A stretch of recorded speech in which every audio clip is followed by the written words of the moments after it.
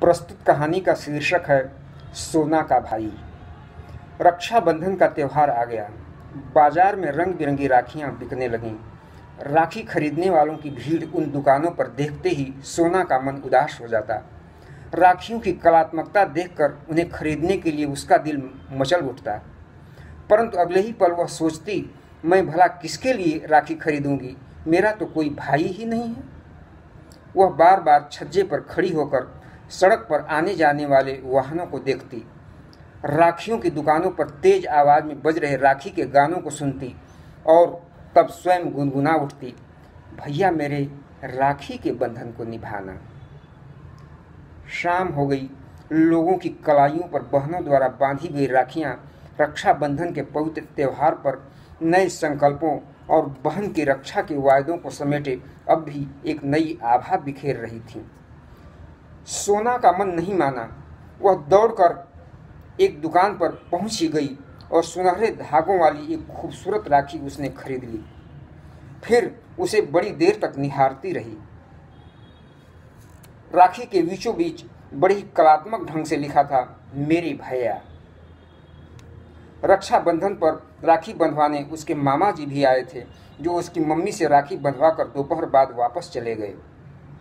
Mummy ने उनकी कलाई पर कितने प्यार से राखी बांधकर उनके माथे पर रोली का टीका लगाया था और लड्डुओं से मुंह मीठा कराया।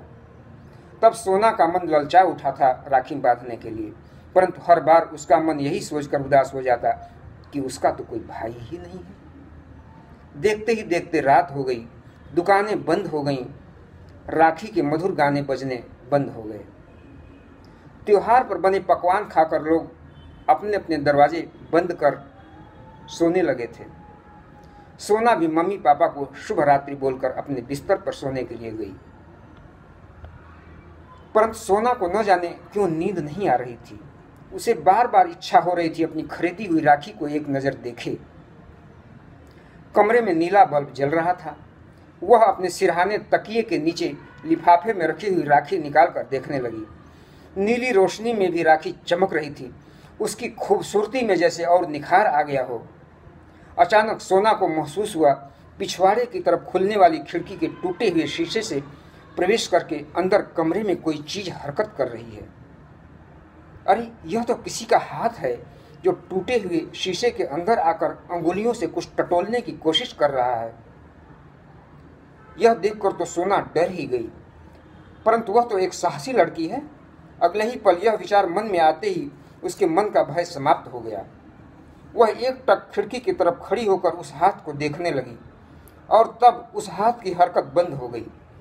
बस वह एक ही अवस्था में अंदर की तरफ कोहनी से 90 डिग्री का कोण बनाता ऊपर की ओर खिड़की के बंद पल्ले से चिपका रहा।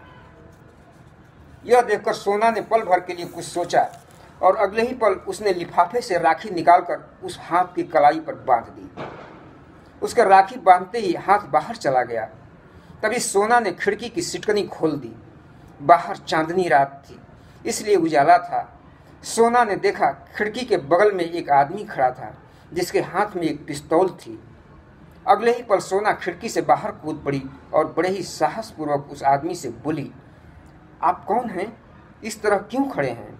आपने अपना हाथ टूटे शीशे के अंदर क्यों डाला था?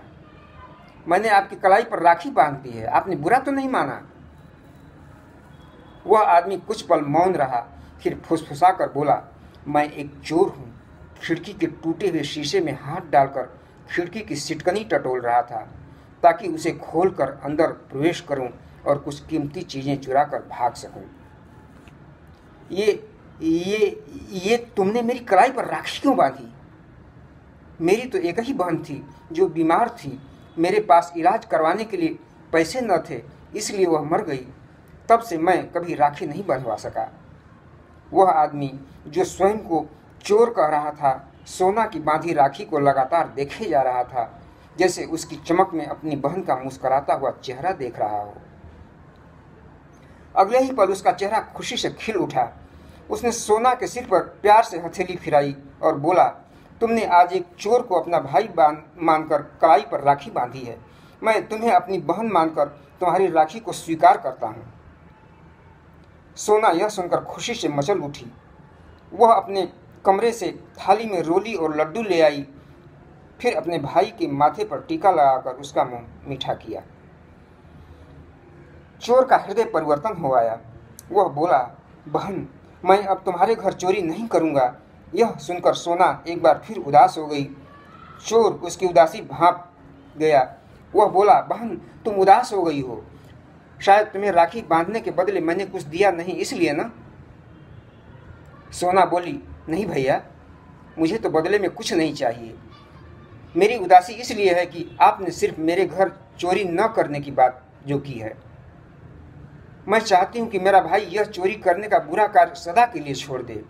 यही मुझे राखी बांधने के बदले आप वचन दें। बहन, मैं तुम्हें वचन देता हूं, अब यह चोरी करने का कार्य हमेशा के लिए छोड़ दूंगा और परिश्रम करके धन कमाऊंगा। चोर ने यह संकल्प कर मुस्कुराते हुए सोना के गाल पर एक हल्की चपत लगा दी। इस घटना के बाद बरसों बीत गए। सोना का भाई उससे मिलने कभी नहीं आया। सोना हर साल रक्षाबंधन के त्यौहार पर उसका इंतजार करती। सोना अब बड़ी हो गई, पढ़ लिख कर डॉक्टर बन गई। एक दिन वह अपने अस्पताल में मरीजों को देख रही थी कि तभी नर्स ने उसे सूचना दी, एक आदमी आपसे मिलना चाहता है, कह रहा है कि डॉक्टर सोना मेरी बहन है। यह सुनकर सोना समझ गई कि उसका भाई तो एक ही है जो सिर्फ एक बार मिला है उससे, वह भी एक चोर के वेश में। उसने तुरंत उस आदमी को अंदर बुलाने को कहा। वह आदमी जब सोना के कमरे में आया, वह उसे पहचान गई, परंतु अब वह अच्छी वेशभूषा में एक सभ्य व्यक्ति के रूप में था। बातचीत से पता चला कि यह वही उसका चोर भाई है जो आज एक फैक्ट्री का मालिक है। उसने बताया, मैंने पहले गलियों में घूमकर प्लास्टिक के बर्तन बेचने का धंधा शुरू किया, धीरे धीरे पैसे इकट्ठे करके अपनी स्वयं की फैक्ट्री खोल ली है। मेरे जीवन में जो परिवर्तन हुआ वह तुम्हारी प्रेरणा से है। यदि तुमने उस रात मेरी कलाई पर राखी न बांधी होती और बदले में चोरी न करने का वचन न लिया होता तो आज मैं समाज में इतनी उपलब्धि हासिल कर एक प्रतिष्ठित व्यक्ति कभी नहीं बन पाता। यह कहकर उस आदमी ने अपनी कलाई सोना के आगे बढ़ा दी। सोना बचपन की यादों में खो गई थी, जब उसने अपनी चंचलता और साहसपूर्ण विचारों से सगा भाई न होने पर भी एक चोर की कलाई पर राखी बांधी। वह आज सुबह से ही अपने अस्पताल में मरीजों के इलाज में इतना व्यस्त रही कि उसे ख्याल तक नहीं रहा कि आज तो रक्षाबंधन का त्यौहार है, वही श्रावण मास की पूर्णिमा, जिसकी चांदनी रात में कभी उसने अपने एक भाई की कलाई पर राखी बांधी थी। अगले ही पल उसने एक खूबसूरत रेशमी धागे वाली राखी अपने भाई की कलाई पर बांधकर उसके माथे पर रोली का टीका लगाया और लड्डुओं से मुंह मीठा किया। एक फैक्ट्री का मालिक उसका भाई आज उसे राखी बंधवाने के बदले उपहार लाया था, सोने का हार। इतना महंगा उपहार देखकर सोना बोली, भैया, इसकी क्या जरूरत थी? आपने अपना वचन निभाकर बहन को जो खुशियों का हार पहनाया है वह इससे कहीं अधिक मूल्यवान है। सोना का भाई सामने कुर्सी पर बैठा मुस्कुरा रहा था। वह खुशी से गदगद होकर बोल उठा, मेरी प्यारी बहन, इस छोटे से उपहार को स्वीकार कर लो। मुझे गर्व है कि मेरी छोटी साहसी बहन आज डॉक्टर बन गई है और अपनी उपलब्धियों के साथ ही अपने भाई को भी एक उद्योगपति के रूप में सामने बैठा देख रही है।